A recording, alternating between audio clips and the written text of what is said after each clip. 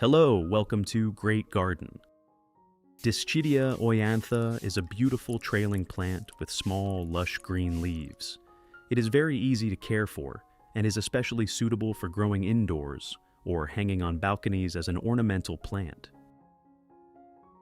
In today's video, I'll show you how to care for and propagate Dischidia Oiantha, along with a simple recipe made from common kitchen ingredients to help it grow healthier and stronger.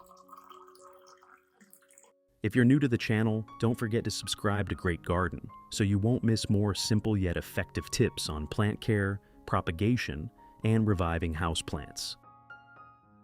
Let's get started. This is the Dischidia Oiantha planter that I accidentally left on my rooftop for quite a long time. During that time, I hardly watered or cared for it. At first glance, you can see that it is no longer as lush as it used to be. Some vines have dried out, the leaves have become wrinkled, and many sections have almost stopped growing. But the interesting thing is that Dischidia Oiantha is one of the most resilient houseplants. After many years of growing plants, I've learned that as long as the base of the plant and a few stem nodes are still healthy, it has an excellent chance of recovering. That's exactly why I decided to bring this planter downstairs today and propagate it into a brand new plant. To propagate a new plant, first prepare a pair of pruning scissors that have been disinfected with rubbing alcohol. Next, choose a healthy vine and cut it just below a leaf node. This is a very important step.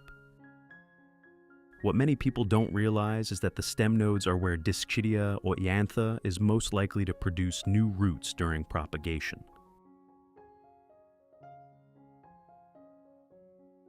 Next, gently rinse the cutting under clean running water. Use a gentle stream of water to remove dust, dirt, and any debris clinging to the stem and leaves. This also allows us to inspect each stem node more carefully, making it easier to identify bruised, rotten, or pest-damaged areas that should be treated before propagation. Cleaning the cutting also helps reduce the chance of transferring dirt and potential pathogens into the new rooting environment, creating better conditions for the cutting to recover, develop roots, and produce new shoots. Finally, place the cutting in a dry, well-ventilated location away from direct sunlight and allow it to air dry naturally. This allows the cut surface to callus over, reducing the risk of fungal or bacterial infection once the cutting is propagated. It also gives the cutting time to stabilize after pruning, creating more favorable conditions for root formation and new shoot development. While waiting, I'll prepare a solution to clean the cutting before propagation. Do you have any baking soda at home? Baking soda, or sodium bicarbonate, is a common kitchen ingredient. When properly diluted and used correctly, it can help clean the surface of the cutting and create conditions that are less favorable for the growth of certain fungi. Prepare a clean glass container. Pour about 1 liter of clean, temperature water into the container.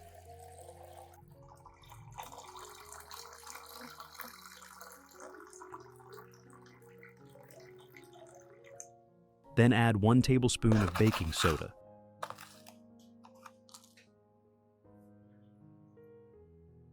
Stir thoroughly until the baking soda is evenly dissolved, creating a uniform solution. Stirring for about 30 to 60 seconds helps the baking soda disperse completely, making the solution ready for soaking and cleaning the cutting in the next step. Once the cutting has dried completely, place the stem into the diluted baking soda solution and soak it for about 10 to 15 minutes. This allows the solution to come into even contact with the surface of the cutting, helping remove any remaining dirt and impurities left behind after pruning.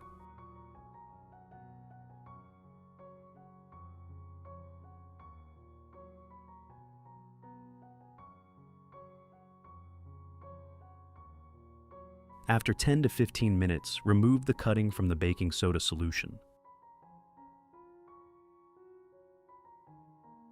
use a clean, soft cloth to gently blot away any excess moisture from the leaves and stem. Avoid rubbing the plant, as doing so may scratch the leaf surface or damage the tender tissues. In addition to the English voice, we have now created dubbed voices in French, German, Italian, Spanish, Portuguese, Japanese, Hindi, and Indonesian to help you understand the content more easily. Listen in your preferred language by opening the video and clicking on Settings, the gear icon, to select the appropriate audio language.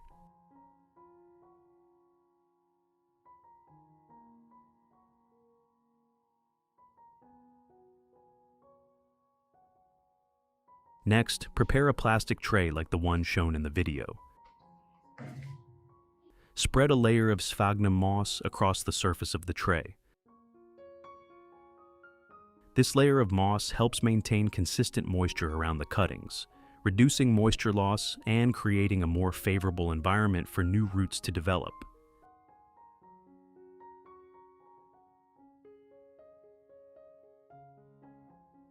Then place the Dischidia Oiantha cutting on top of the moss. Gently secure the cutting so that the stem nodes are in contact with the moss, but avoid pressing down too firmly, as this could damage the stem.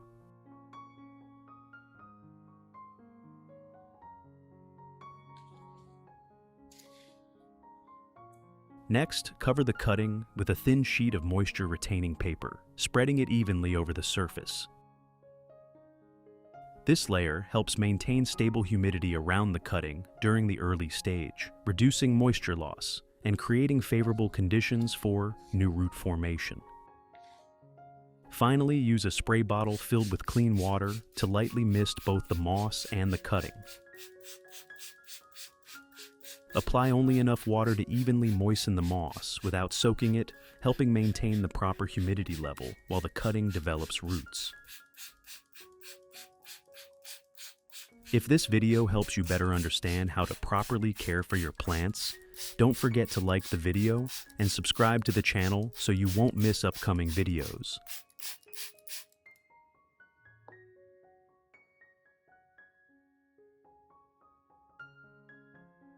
About every 3 days, check the moisture level of the sphagnum moss and lightly mist it again whenever it begins to dry out. Keep the moss evenly moist, but avoid letting it become either completely dry or overly wet.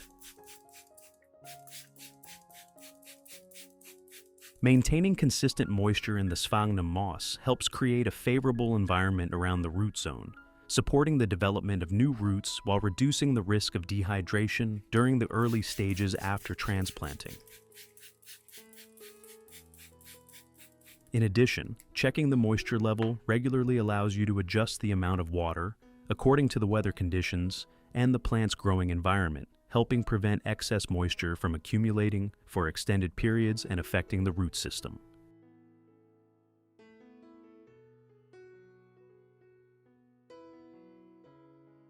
After about 6 weeks, if the cutting is kept under suitable conditions, you'll notice significant changes. The stem nodes will gradually produce new roots, fresh shoots will begin to emerge, and the cutting will grow more vigorously, becoming ready to be transplanted into a pot once the root system is strong enough.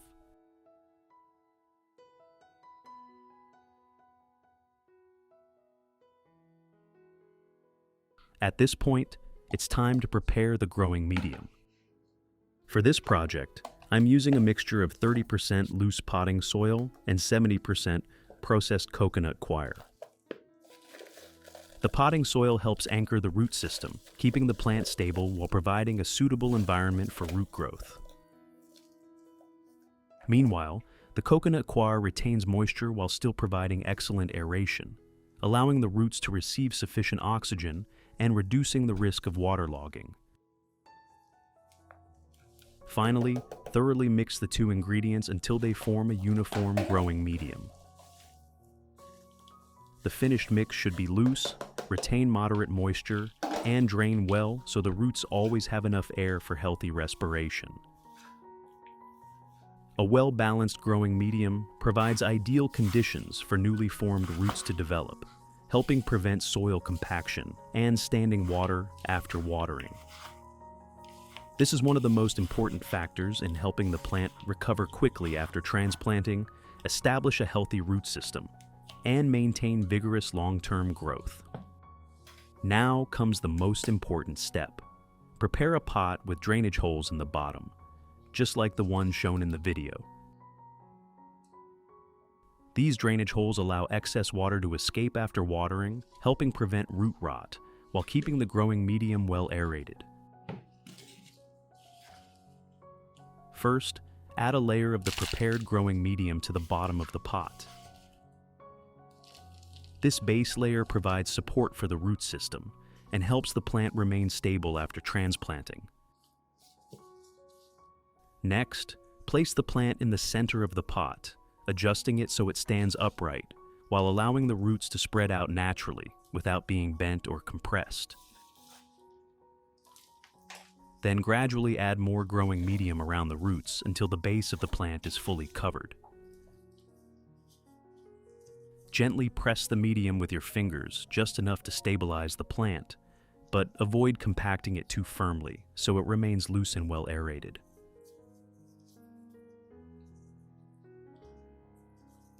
If you're enjoying these plant care tips, don't forget to like this video and subscribe to the channel for more simple, effective gardening advice. Tap the bell icon so you never miss a new video. Now we've finished repotting the plant. Place it in a location with bright, indirect light and continue caring for it properly, so it can establish itself quickly and recover successfully. During the first few days, avoid moving the pot or applying fertilizer immediately, allowing the root system enough time to adapt to its new growing environment. Once the plant has settled into its new environment, we'll prepare an organic fertilizer solution to support its recovery and encourage healthy growth. Today's main ingredient is rice. Rice water contains a small amount of starch, B, vitamins, and naturally occurring minerals that dissolve into the water. Prepare a clean glass. Add 3 tablespoons of rice,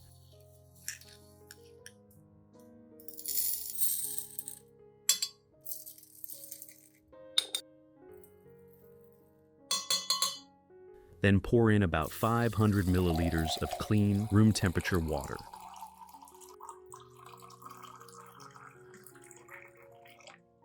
Stir thoroughly so the water comes into contact with all of the rice grains, allowing some of the starch, B vitamins, and minerals to dissolve into the water.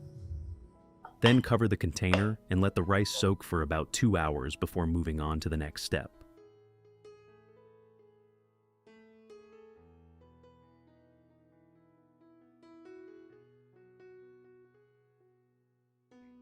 After about 2 hours, strain the mixture through a fine sieve, removing all of the rice and keeping only the liquid. The resulting rice water contains a small amount of starch, B vitamins, and naturally occurring minerals dissolved in the water. When used properly and at an appropriate frequency, this solution can help supplement organic matter in the growing medium and support healthy plant growth. Next, add 500 milliliters of clean, room temperature water to dilute the solution.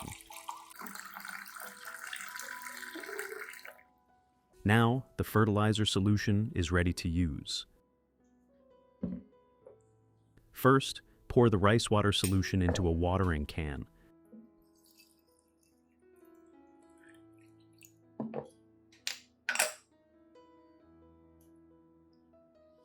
Then gently water around the base of the Dischidia Oiantha.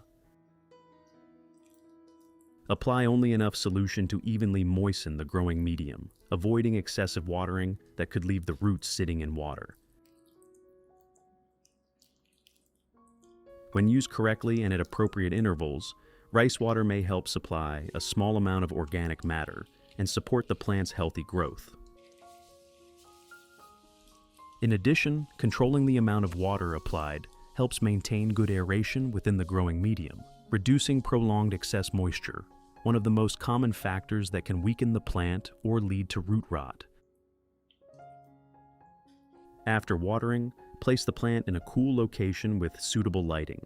A balcony near a window or any place with bright, indirect light and good air circulation will work well. Avoid placing the plant under strong, direct sunlight during the early stages, so it has enough time to adapt, recover, and establish a healthy root system.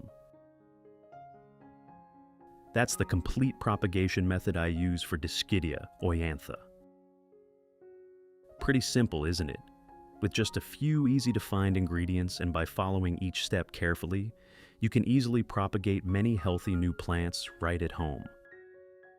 What do you think about this method? Do you find it helpful? Feel free to share your experience in the comments so everyone can learn from one another. There's one more thing. If you still have some of the solution left, pour it into a clean spray bottle. You can use it as a light foliar mist, or to wipe the leaves of suitable houseplants.